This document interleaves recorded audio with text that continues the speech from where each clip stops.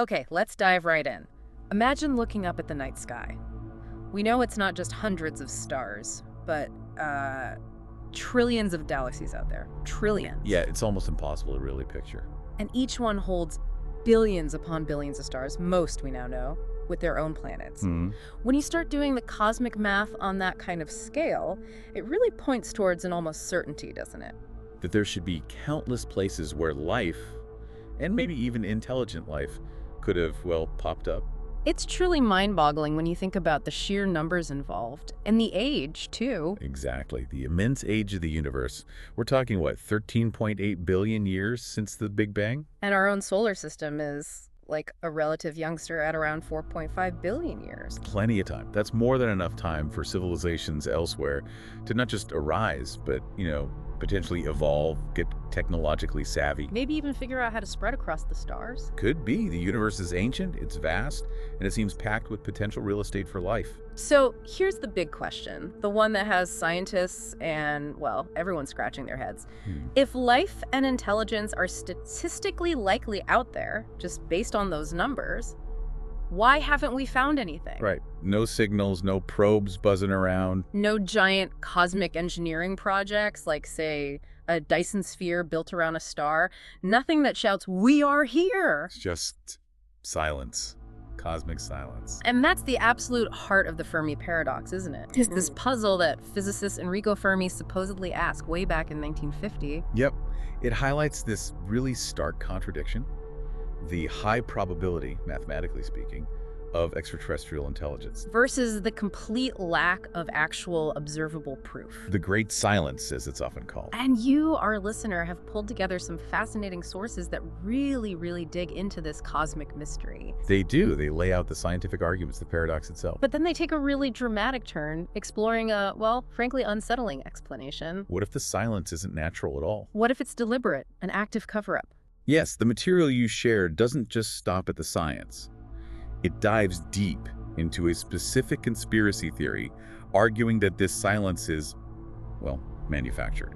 The core idea is pretty compelling, and maybe a bit terrifying for some. That extraterrestrial life is here, it is visited, and this whole reality is being actively hidden from the world. Okay, so our mission in this deep dive, really guided by the sources you've given us, is to unpack all of this. Makes sense. We're going to start by making sure we really get the Fermi paradox from the scientific angle presented in your material. Lay the groundwork. Then we'll plunge headfirst into the claims of this grand concealment. Who's allegedly doing the hiding? Why might they be doing it? And what kind of evidence do people who believe this actually point to? Exactly. And finally, we need to look at the skeptical counter-arguments, the mainstream view. And maybe try to understand why this particular theory holds such powerful appeal for so many people, despite the skepticism. Yeah, this is all about exploring the landscape of ideas presented in these sources you've brought together. Sounds like a plan. It's like charting a course through all these arguments, the scientific ones, the conspiratorial ones. See what the material actually says. Okay, let's start with the cosmic quiet itself. The science trying to explain it. Your sources really hammer home what they call the argument for abundance. And the numbers are just staggering. Almost too big to really wrap your head around. We're talking an estimated 2 trillion galaxies in the observable universe. Right. And each one containing, on average, hundreds of billions of stars. Yeah. And we know now for sure, thanks to missions like NASA's Kepler Space Telescope, planets aren't some rare thing. They're incredibly common. Ubiquitous almost. Most stars probably have planets. And a good chunk of those are in that Goldilocks zone, the habitable zone. Not too hot, not too cold. Right distance for liquid water to potentially exist on a surface. Key ingredient for life as we know it. Precisely. Then you layer on the age factor again. The universe is old. Old enough that life elsewhere could have had billions of years head start on us, maybe. An enormous evolutionary runway. Our whole planet's story is just like one chapter in this huge cosmic book. For sure. And your sources mention the Drake equation. Right. As an attempt to put some kind of numbers on this. Yeah, it's speculative, obviously. It tries to estimate all these different factors. Well, like how fast stars form, how many have planets, how many of those planets could support life. Then the chance of life actually arising, evolving intelligence, developing technology that we could detect. Lots of unknowns in there. Big time. Mm. But the sources point out, even if you plug in really conservative numbers for those unknowns, You still get what? the equation can still suggest that there could be millions, potentially millions, of technological civilizations just in our own Milky Way galaxy. Billions, just in our backyard, cosmically speaking. Okay. And the sources also bring up exponential growth. If even a small fraction of those developed interstellar travel. Even slow travel. Even if it's relatively slow, the entire galaxy could theoretically be explored or colonized in, say, a few million years. Which sounds like forever to us, but on a galactic timescale. It's a blink of an eye. Really quick. So, okay, that's the argument for abundance. Incredible vastness, immense time, countless potential homes, and the possibility of rapid expansion once tech is sorted. Exactly. That's the setup. Which slams us right back into the Great Silence.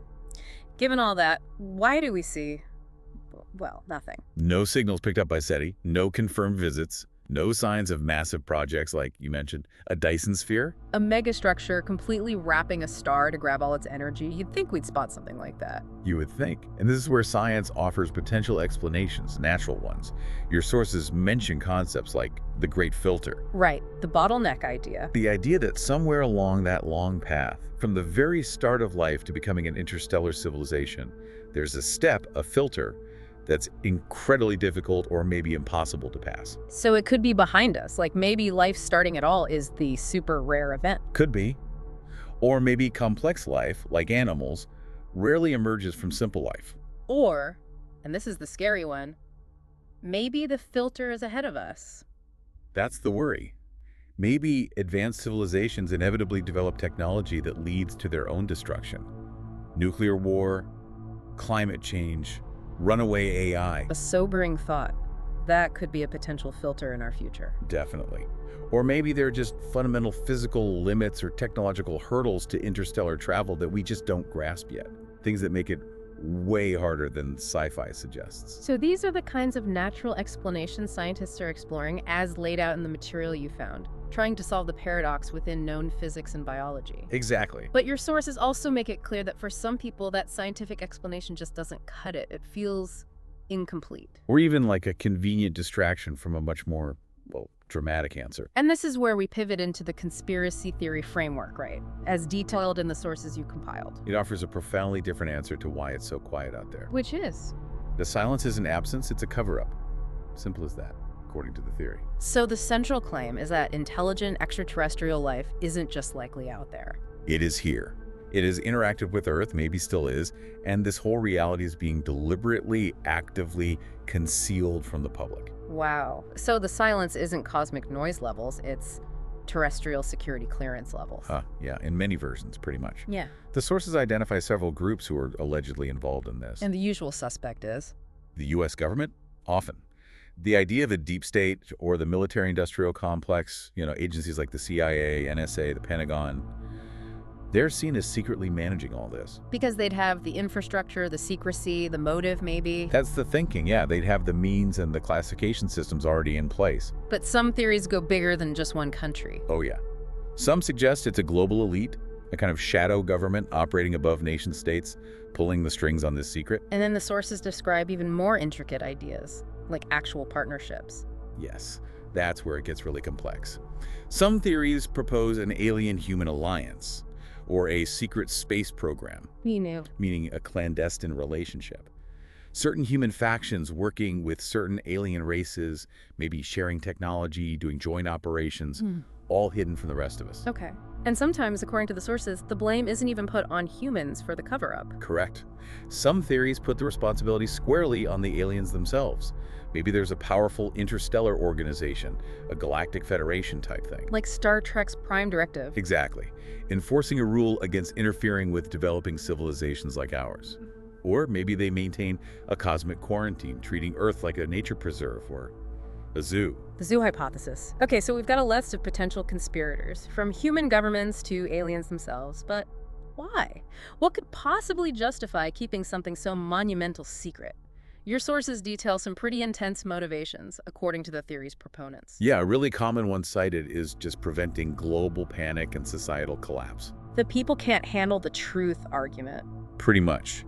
The fear is that a sudden revelation would just shatter everything, fundamental beliefs, religions, economies. It could spark widespread fear, chaos, and governments would lose control.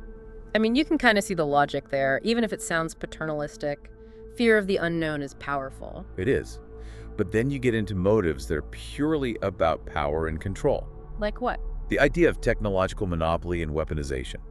The theory claims governments, or maybe private groups, have recovered crashed alien craft. Roswell being the classic example they point to. Right, and they're supposedly reverse engineering unbelievable technology. Things like anti-gravity propulsion, maybe free energy sources, super advanced weapons. And they want to keep that edge for military dominance or economic control. Exactly. You wouldn't want, say, free energy tech getting out if you control the global oil market, right? Yeah. That's the kind of thinking involved. Resource control is mentioned too. Yeah, another angle. Either preventing aliens from laying claim to Earth's resources, or maybe preventing humanity from realizing our resources are maybe insignificant compared to what's out there, which could totally disrupt global markets and power balances. Or just plain old wanting to stay in charge. Maintaining existing power structures, yeah. The fear among the elites, the theory goes, is losing their grip if advanced alien knowledge exposes corruption, or if, say, a benevolent alien race offers humanity a better way to organize society. And even the prime directive idea can be twisted into something darker. In some versions, yes. It's not seen as benevolent non-interference, but more like a sinister control mechanism. Maybe the aliens are manipulating our development for their own reasons, or maybe they just fear our destructive potential if we got our hands on advanced tech too soon. And the zoo idea can also be flipped, where we are the zookeepers. It can. The idea of a human-enforced quarantine.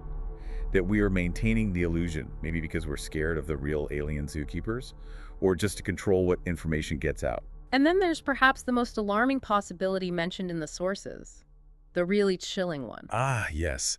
The concept of a false flag alien invasion. Explain that. The idea is that a global elite might stage a fake alien attack, orchestrate a huge, terrifying event to unite the world under their control, maybe justify a new global military force, create a new world order. And the decades of UFO reports in media are seen as conditioning.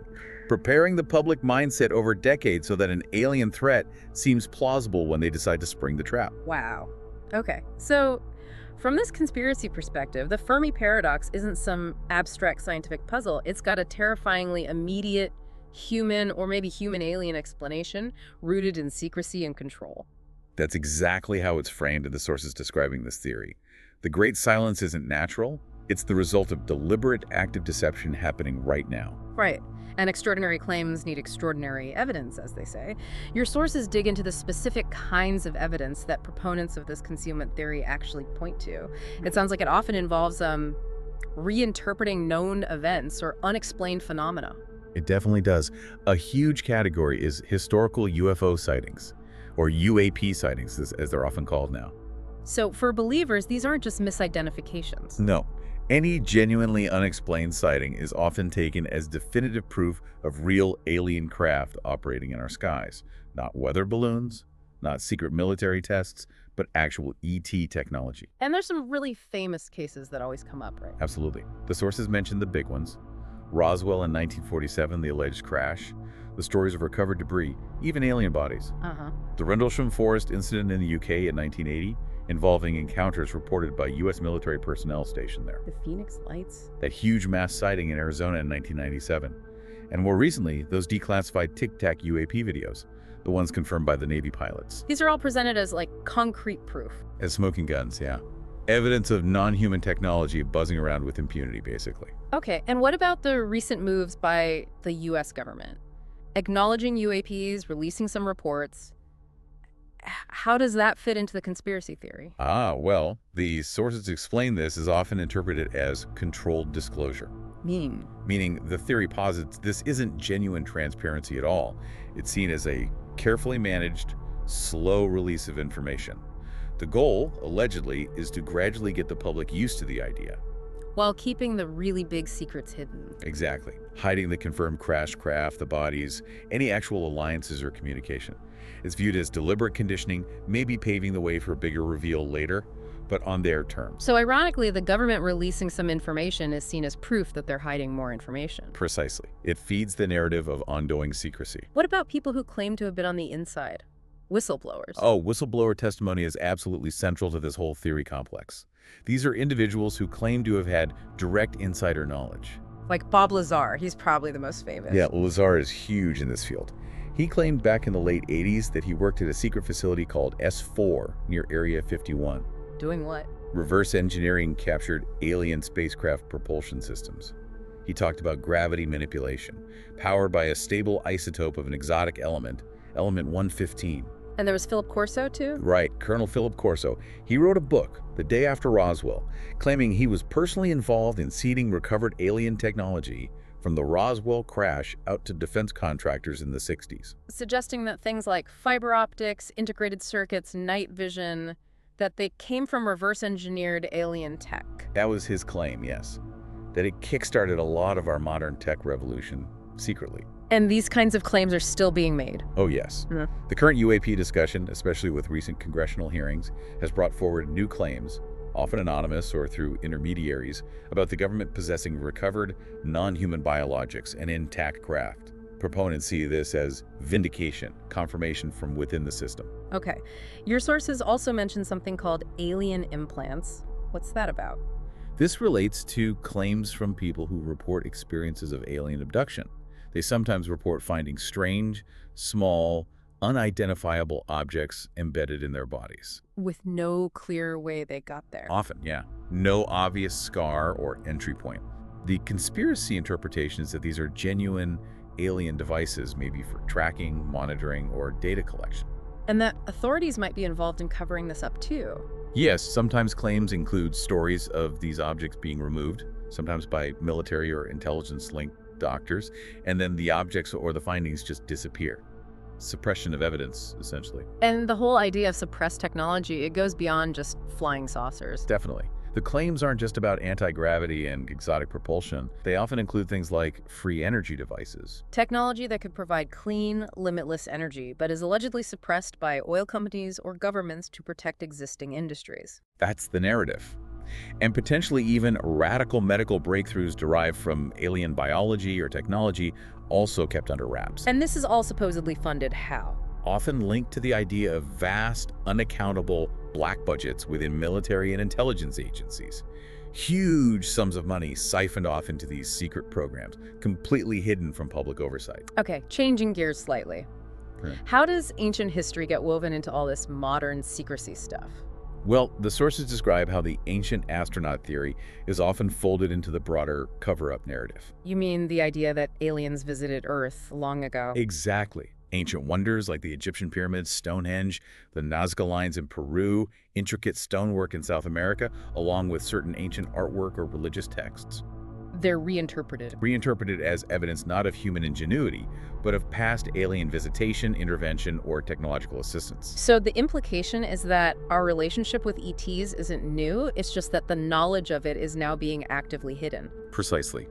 It suggests a long, long history of contact, maybe even collaboration or conflict between humanity and extraterrestrials. The current cover-up is just the latest phase in that ongoing hidden story. And lastly, the sources talk about psychological tactics being part of the cover-up. Yes, this is a key element for believers. The theory claims that the common societal tendency to ridicule UFO witnesses, to label them as crazy or kooks. That's not just natural skepticism. No, it's portrayed as a deliberate psychological operation, a psyop, orchestrated by governments or maybe compliant media outlets to discredit witnesses, discourage reporting, and generally maintain secrecy by making the whole topic seem absurd. And the fact that there are so many different, often contradictory alien stories out there. That's sometimes seen as part of the tactic too, sowing confusion, flooding the zone with disinformation, making it impossible for a clear, consistent picture to emerge. Keep everyone arguing about the details so they miss the big picture of the core secret. So it's a whole worldview, really, where unexplained events, historical anomalies, even official statements get filtered through this lens of active concealment. It absolutely is. However, it's crucial to state that the sources you provided are also careful to present the other side, the skeptical, mainstream scientific perspective. Which largely dismisses this entire conspiracy framework. Yes, primarily because it's seen as fundamentally unsubstantiated, lacking solid proof. And the core reason for that skepticism, it just boils down to evidence.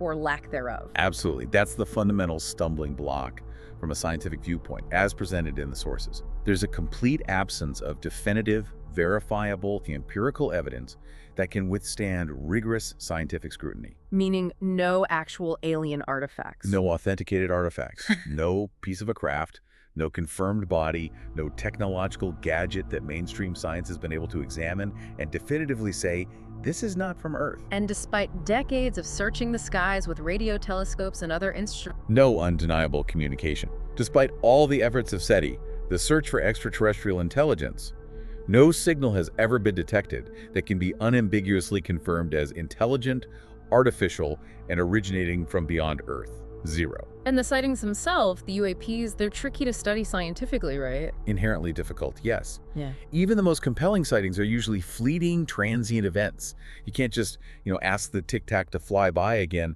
under controlled conditions for testing.